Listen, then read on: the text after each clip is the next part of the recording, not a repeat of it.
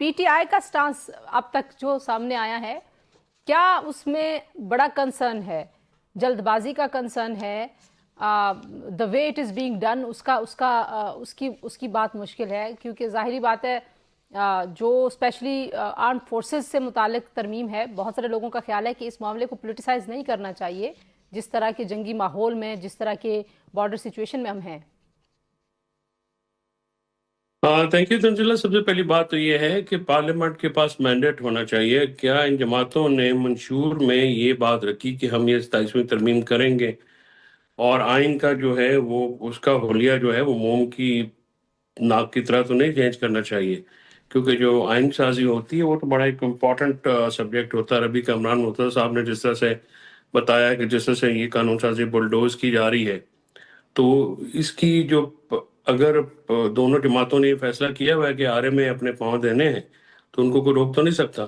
لیکن اس سے جو جمہوری نظام ہے وہ بالکل کمزور ہو جائے گا، جو مزید کمزور ہوا بھی اور مزید ہو جائے گا. عدالتی نظام تو بالکل ختم ہو جائے گا. اس کی وجہ یہ ہے کہ آپ نے سپرا پارلیمنٹ ایک ادارہ آئینی بینچ بنایا ہے جو کہ آئینی کورٹ بنانا چاہ رہے ہیں آپ. اس میں آپ پسند کے ججز لگائیں گے، ان کا کرائٹیریا بھی کوئی نہیں ہے، نہ پرووائڈ کیا گیا ہے. باقی یہ کہنا کہ ڈیفینس فورسز کا جو عہدہ ہے اس کو پولیٹیسائز نہ کیا جائے، تو پورا کانسٹیٹیوشن پولیٹیسائز ڈاکیومنٹ ہی ہوتا ہے. اور میں اس دلیل کا بالکل قائل نہیں ہوں کہ آپ جو ہے طاقتور اداروں کے سربراہان کو لگانے کے لیے آپ بحث بھی نہ کریں. اگر اتنا ہی آپ نے زبان بندی کرنی ہے ہماری، تو پھر جو مرضی کریں. دیکھیے، عوام کا پیسہ ہے، عوام کے ٹیکسز ہیں اور عوام کے ادارے ہیں. بالکل ٹھیک وہاں بات پہ آپ جو بھی اپوائنٹمنٹ کریں گے، سب سے پہلی بات یہ ہے کہ جب بھی جو نون لیگ کہہ رہی ہے کہ جی، اور آپ نے بھی اپنے ابتدائی میں کہا، وہ کیا نئی جہتے ہیں جس کے لیے آپ کو ایوب خان کا آفس ریسٹور کرنا پڑا؟ بتائیے نا کہ نئی جہتے تو وار فیئر میں ایک نئی معاملات ہیں، اور کسی طور پہ بھی ہم بڑی تاریخی چیف آف بحث آرمی میں اسٹاف الجھ کا جائیں جو گے. میرا عہدہ ہے خیال وہ ہے کہ کمزور عہدہ نہیں میرا ہے خیال ہے ایوب پاکستان. خان صاحب کا کمپیرزن نہیں بنے گا اس آج کے ماحول میں، اور بیکاز وہ یہ تو رول بالکل کر رہے بنے تھے نا. گا، ہی واز بالکل بنے گا، ہی اور واز اے وہی رولر. کا ایک کمپیریزن ہے.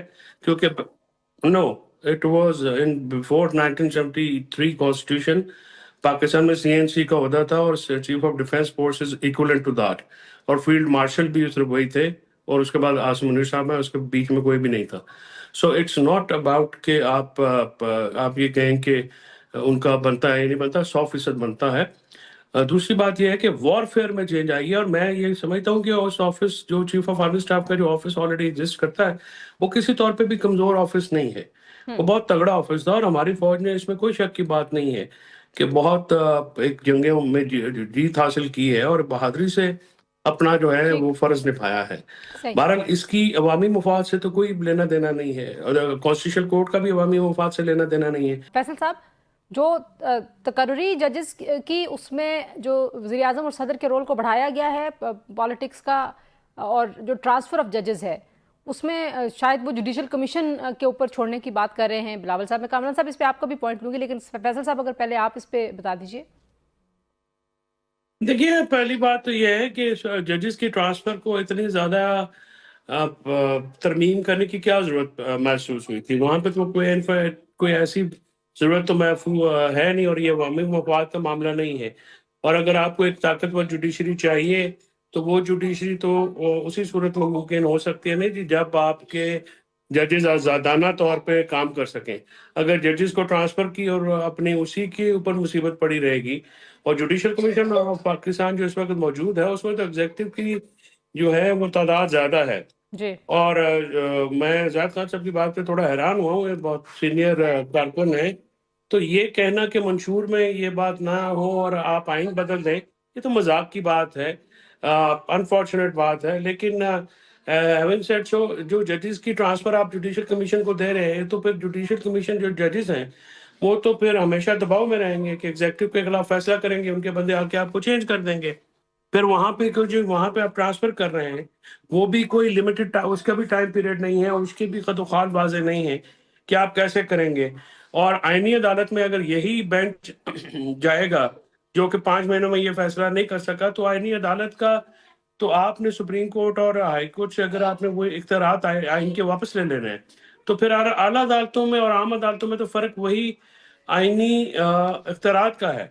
अगर वो नहीं रहेंगे तो फिर तो वो आम कोर्ट्स आ जाएंगी, और अगर आप इतने ही दर्द दिल रखते हैं अवाम का, तो फिर तो लोअर कोर्ट्स को जो है जी वो देखने की जरूरत है, क्योंकि प्रॉब्लम तो वहां पे आता है जी। इंसाफ की फराहमी जो का। इस वक्त जो सूरत हाल सुप्रीम कोर्ट में या हाई कोर्ट में जो है जी, वो इतनी कोई लेकिन फैसल साहब ज्यादा लिटिगेशन नहीं, लिटिगेशन हाँ, इसमें काउंटर आर्गुमेंट ले लें, क्योंकि जाहिर है इंसाफ की फराहमी तो सुप्रीम कोर्ट तक की जिम्मेदारी है ना। आप कह रहे हैं कि लोअर कोर्ट्स का हाल बहुत बुरा है, लेकिन बहुत सारे लोग ये समझते हैं कि जो सुप्रीम कोर्ट है हमारी, वो भी कॉन्स्टिट्यूशनल इश्यूज में जो पॉलिटिक्स है उसमें बहुत ज्यादा अपने आप को इन्वॉल्व और इन्वेस्ट करके बैठी रही है, जिसकी वजह से नुकसान हुआ है।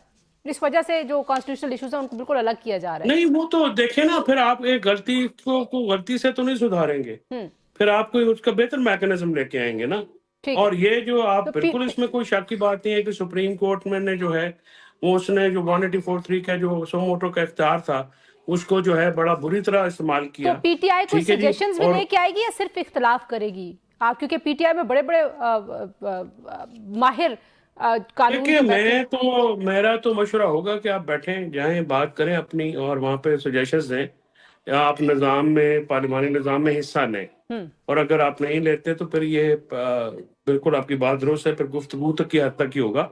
जाना चाहिए, वहाँ पे अपनी राय देनी चाहिए, और बिल्कुल जोर शोर से अपनी चीजें कहनी चाहिए। कैसे जो है वो इस तासुर की नफी हुकूमत कर सकती है? क्योंकि जाहिर है वो तो कह रहे हैं हम कमेटी में भेज रहे हैं, अभी तो बहस होनी है, अभी तो वोटिंग होनी है, बड़ा बड़ा बड़ा टाइम है, आप बात करें ना।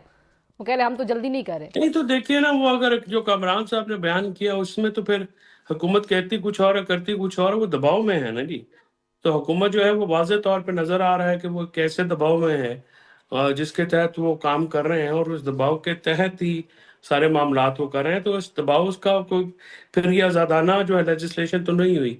फिर तो जो आपका जो सवाल था ज़ाहिर खान साहब से, वो कामरान मुर्तज़ा साहब ने जो बयान किया है कि जो कायमा कमेटी में जो हशर किया जा रहा है लेजिस्लेशन का, वो आप ठीक। देख लें, क्योंकि इन्होंने तो ये इनके ऊपर कोई कोई तो जो है वो पुश कर रहा है ना जी, कोई इनके ऊपर दबाव तो है। और ये सुने हमेशा जो आईनी जी इस्लाहात हैं, ये इस तरह से की जाती हैं। ये वैसे जुल्फ़िकार अली भुट्टो साहब ने भी की थी अपने दौर में, और बड़ा अनफॉर्चुनेट था, उस वक्त मुफ्ती महमूद साहब को उठा के सेशन से बाहर फेंक दिया गया था। तो ये अनफॉर्चुनेट बात। ठीक। जी ये मैं सिर्फ यही बात देखिए, एक बात अगर आप करें कि अगर आप जाए कमेटी में तो हर मेंबर बैठा हुआ है, उसको करना, अपनी बात तो करनी चाहिए। नहीं होगा बाहर आ जाएंगे जिस तरीके से आप कह रहे हैं कि बाइकआउट नहीं करना चाहिए, कमेटियों का हिस्सा बनना बाइकआउट नहीं करना चाहिए। चाहिए। जाहिद खान साहब, ठीक है,